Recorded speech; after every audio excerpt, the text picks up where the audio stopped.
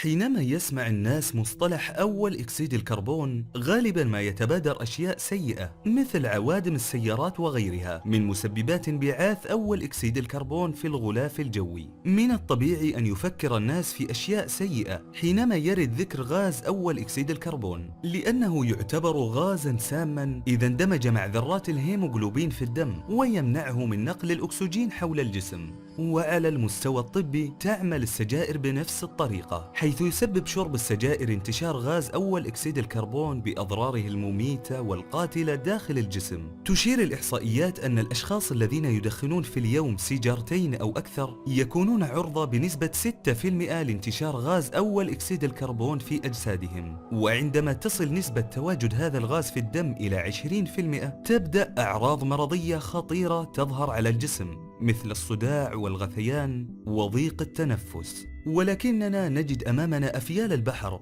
التي تستطيع أن تتحدى أفكارنا حول هذا الغاز. فهذه الحيوانات لديها ميزة طبيعية وهي توافر وجود أول أكسيد الكربون في دمهم. ويعتقد العلماء أنهم إذا تمكنوا من معرفة كيف يحمي غاز أول أكسيد الكربون هذه الحيوانات قد نتمكن أخيرا من التوصل إلى علاج للأزمات القلبية القاتلة. لذلك دعونا نتفحص هذه الحيوانات عن قرب. أول شيء ربما سوف تلاحظونه في أفيال البحر هو الأنف الكبير الذي يتميز به الذكور منهم. تعشق هذه الحيوانات البحر وتقضي حوالي 90% من وقتها تحت الماء، وتنفذ غطسات تستمر لمدة 20 وحتى 30 دقيقة، ويصل عمق الغطسة الواحدة إلى حوالي 500 متر. ثم تأخذ هذه الحيوانات استراحة قصيرة فوق الماء لتتنفس في غضون حوالي دقيقتين أو 3 قبل أن تغطس في الماء مرة أخرى. والأهم من ذلك كله أننا عندما تفحصنا أجسادهم بينما يحبسون أنفاسهم لهذه الفترة الطويلة سوف نلاحظ أن أجسادهم تقوم بخفض مستوى تدفق الدم إلى الخلايا والأعضاء الجسدية غير المهمة في ذلك الوقت، وذلك من أجل الحفاظ على بقاء واستمرار تدفق الدم في أماكن من الجسد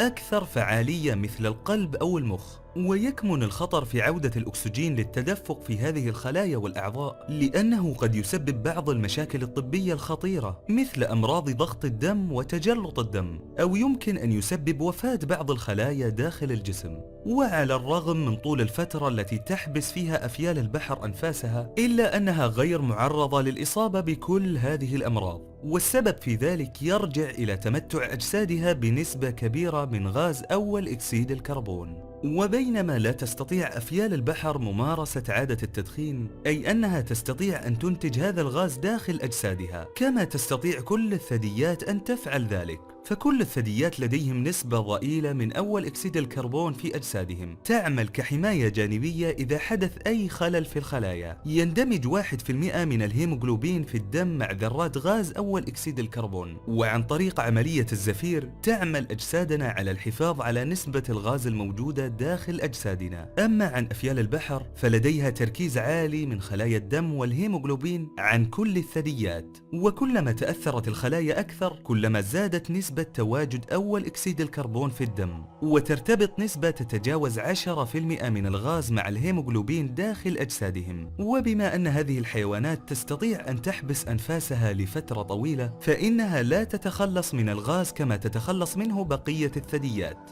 ويعتقد العلماء أن نسب تواجد غاز أول أكسيد الكربون داخل جسم ما هي نسبة تعمل على حماية الجسم، ولا يزال العلماء يبحثون كيف يمكن لتواجد غاز أول أكسيد الكربون أن يغير ليس في تركيبة خلية واحدة، وإنما يعمل تواجد هذا الغاز على تغيير تركيبة الجسم كله، حيث وجد العلماء أن هذا الغاز يسبب انخفاض في ضغط الدم ويمنع من الخلايا ومن تجمعها في مكان ما داخل الجسم.